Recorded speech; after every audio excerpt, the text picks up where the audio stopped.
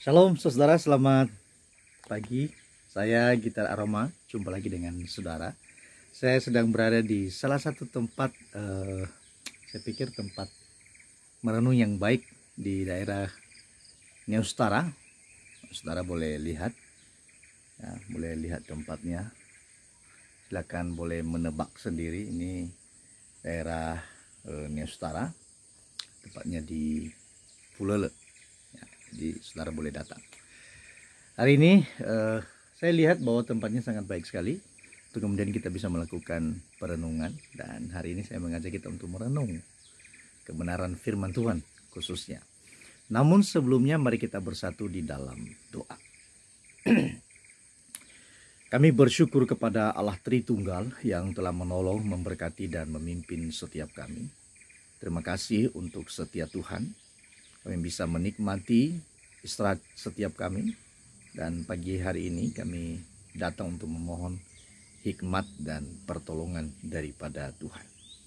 Terima kasih, berkati kami ketika kami merenungkan firman Tuhan.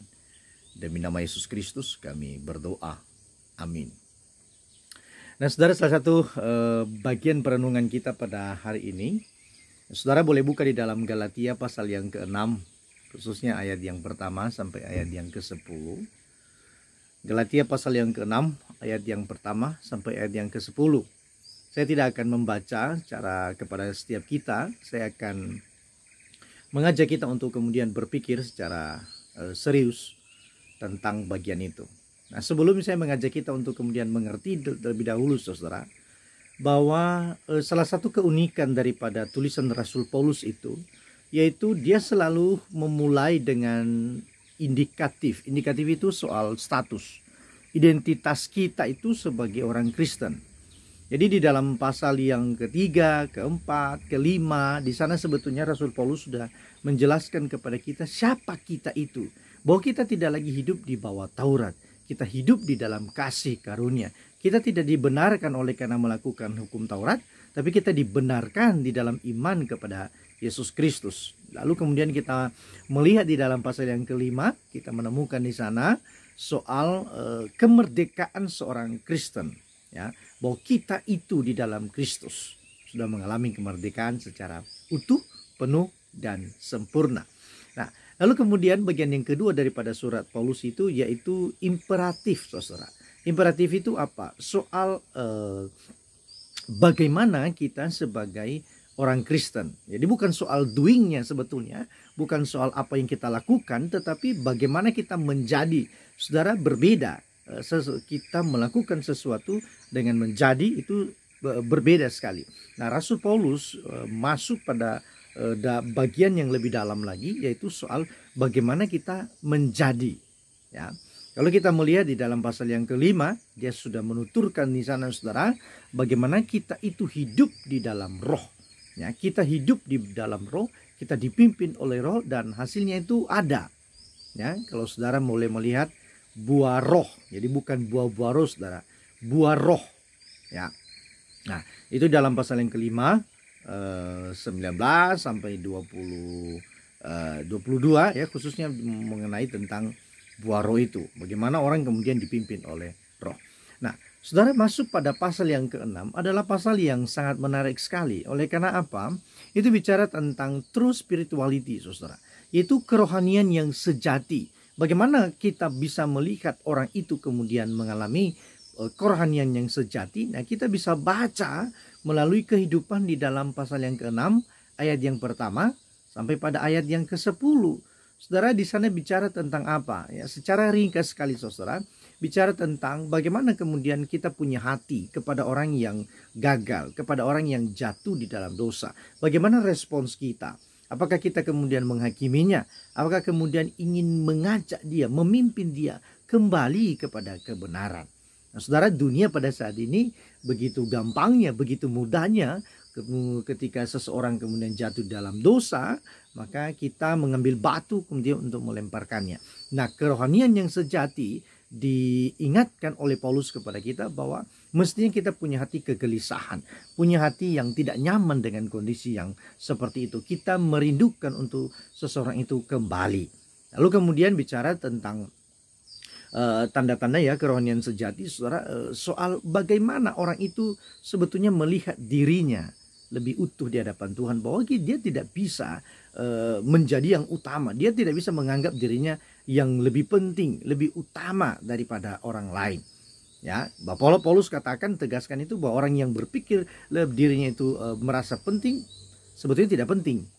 Nah, setelah itu menunjukkan kepada apa? Menunjukkan kepada kerendahan hati. Ya. Lalu kemudian masuk pada misalnya ayat yang ke-7. Nah, itu serius. Karena ayat yang ke-7 itu saudara bicara tentang jangan berpikir bahwa Allah itu mudah untuk kemudian dipermainkan, mudah untuk dilecehkan, mudah untuk kemudian diduga dia bahwa dia tidak bisa melakukan apa-apa. Ya. Melakukan cemooh kepada Allah, lebih kepada itu. Jadi jangan sesat. Kalimat daripada Rasul Paulus bahwa Allah tidak membiarkan dirinya, Allah tidak bisa dicemooh.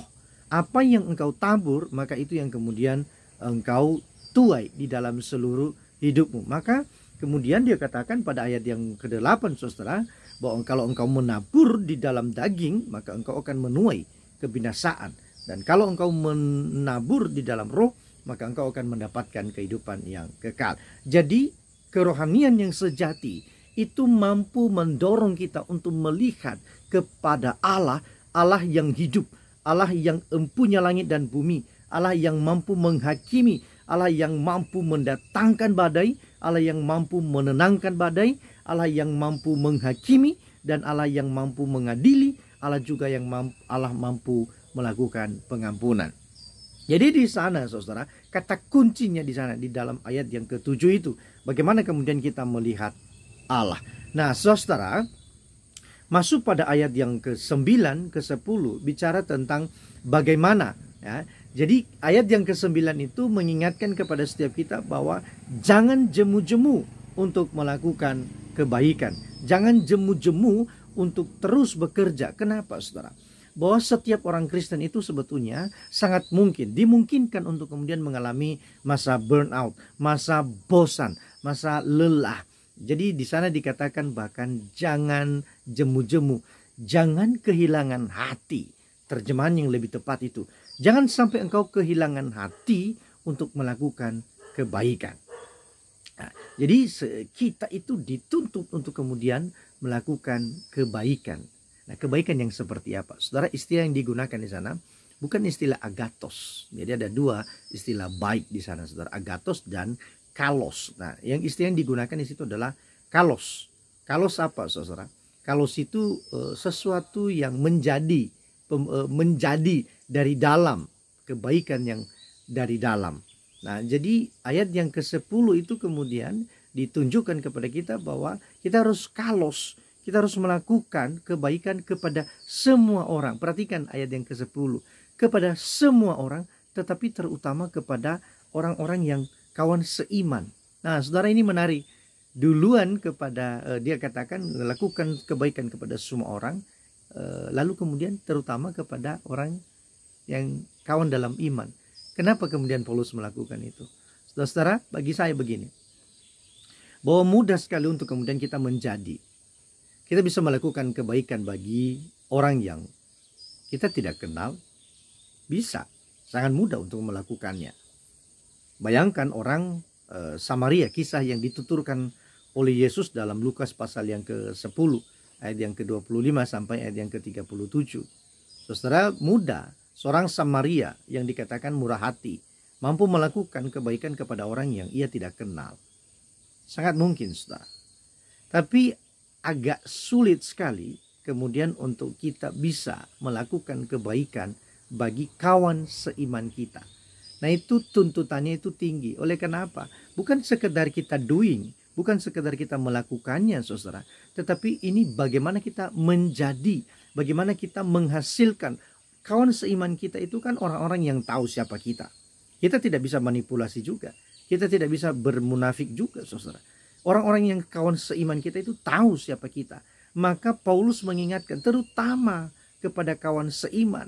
Jadi ujian bagi kerohanian yang sejati itu sebetulnya dalam komunitas yang seiman. Kerohanian yang sejati itu tidak diuji, tidak teruji di tempat yang orang tidak kenal kita. Kita bisa manipulasi di sana, kita bisa munafik, kita bisa mendesain, mendandani diri kita itu dengan apik. Tetapi dengan komunitas iman kita itu tidak. Ya, dan kebaikan dalam bagian ini, saudara, bukan kebaikan soal kita memperhatikan uang, memberikan, tidak. Itu efek, saudara. Tapi poin di dalam bagian ini lebih kepada bagaimana hati kita itu mengalami perubahan. Nah, ini true spirituality. Ini kerohanian yang sejati, saudara. Jadi bukti daripada seseorang itu mengalami kerohanian yang sejati, maka hasilnya itu adalah kebaikan, saudara. Bibirnya itu penuh dengan kebaikan, hatinya itu penuh dengan kebaikan. Tidak ada tipu daya di dalam dirinya, nah, saudara.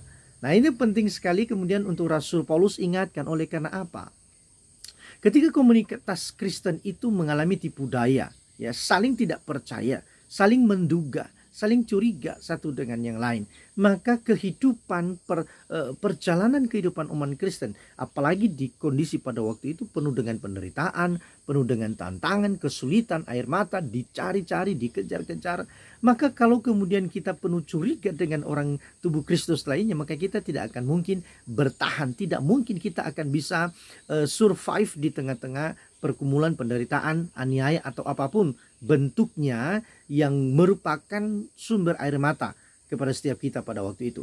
Dengan bersatunya, dengan kita saling menguatkan, dengan kita bergandengan tangan, kawan seiman, kita akan mampu melewati badai, kita akan mampu melewati hal-hal yang sulit. Nah, perhatikan dalam bagian ini, saudara, bahwa kita melakukan kebaikan itu bukan untuk mendapatkan keselamatan, bukan untuk kemudian kita dibenarkan di hadapan Tuhan. Kenapa? Karena Paulus sudah menjelaskan sejak awal. Itu yang saya katakan dari awal, saudara. Dalam pasal yang ketiga, keempat, itu sudah dijelaskan tentang bagaimana seseorang itu dibenarkan. Bukan karena dia menaati hukum Taurat itu sendiri. Karena dengan justru Taurat itu menunjukkan dosa kita. Justru Taurat itu menyingkapkan kemurkaan Allah di dalam kehidupan kita. Tetapi kebaikan itu, saudara, jadi kalos itu yang muncul di dalam hati kita itu lebih kepada apa? Lebih kepada ekspresi, ucapan syukur atas keselamatan yang telah Tuhan berikan kepada kita. Nah, jadi aneh sekali pada akhirnya kalau kemudian orang Kristen, orang mengklaim dirinya itu orang yang sudah percaya kepada Tuhan Yesus, tetapi buah-buah kebaikan dalam hidupnya itu sulit sekali untuk kemudian kita temukan, maka itu dipertanyakan kekristenannya. Oleh karena apa? Paulus tidak melarang orang melakukan kebaikan, justru dia mendorong, bahkan kalimatnya jangan sampai kita kemudian kehilangan hati untuk kemudian tidak lagi melakukan kebaikan. Oleh karena apa, saudara? Lemahnya kerohanian seseorang itu akan mendorong dia kepada kehilangan hati untuk melakukan kebaikan. Kalau saudara mengalami terobosan rohani yang hebat, yang kuat, maka saya percaya sekali kita tidak akan mengalami jemu-jemu di dalam melakukan kebaikan. Dan saya mau tutup, saudara, bahwa kebaikan kita itu ada di dalam anugerah Tuhan. Jangan juga melakukan kebaikan oleh karena apa? Untuk mendapatkan apa yang disampaikan dalam ayat yang ke-7, bahwa apa yang kau tabur itu yang kemudian kau tuai. Nah, bagi saya sekali lagi, saudara, di dalam anugerah, kalau kita menuai apa yang kita tabur, itu adalah anugerah daripada Tuhan. Kalau kita tidak menuai apa yang kita tabur, itu pun anugerah daripada Tuhan. Sekali lagi, saudara, saya tutup renungan kita pagi hari ini. Kalau kita menuai apa yang kita tabur, itu adalah kasih karunia daripada Tuhan. Kalau kita tidak menuai apa yang kita tabur, itu pun adalah kasih karunia daripada Tuhan. Tanda kerohanian sejati daripada seseorang adalah mengutamakan kebaikan, kebaikan yang khususnya kepada kawan seiman kita. Apakah dalam bagian ini ada diskriminasi? Tidak, saudara. Tapi lebih kepada pengujian. Bukan soal bagaimana membedakan, bukan, ya. Tapi lebih kepada bagaimana kalosnya kita itu teruji di dalam komunitas, teruji di kalangan orang-orang percaya. Karena kita tidak bisa manipulasi di sana. Kita tidak bisa menutup diri, make up diri kita itu, mendandaninya dengan begitu cantik. Tidak bisa. Karena kita hidup di tengah-tengah mereka, mereka tahu siapa kita. Dan kalau kita betul-betul hidup di dalam Kristus, sungguh kita akan menjadi suratan terbuka yang orang melihat, wow, sungguh Kristus hidup di dalam hidupnya. Kebaikan kita adalah pujian, penghormatan, syukur kepada Allah Tritunggal. Saya Gitara Roma, semoga menjadi berkat bagi setiap kita. Mari kita berdoa. Tuhan, kami bersyukur untuk hari ini. Tuhan menolong, Tuhan memberkati, Tuhan menguasai kehidupan kami. Terima kasih untuk perenungan ini. Kiranya terus menjadi berkat bagi setiap kami. Dalam nama Yesus Kristus kami berdoa. Amin.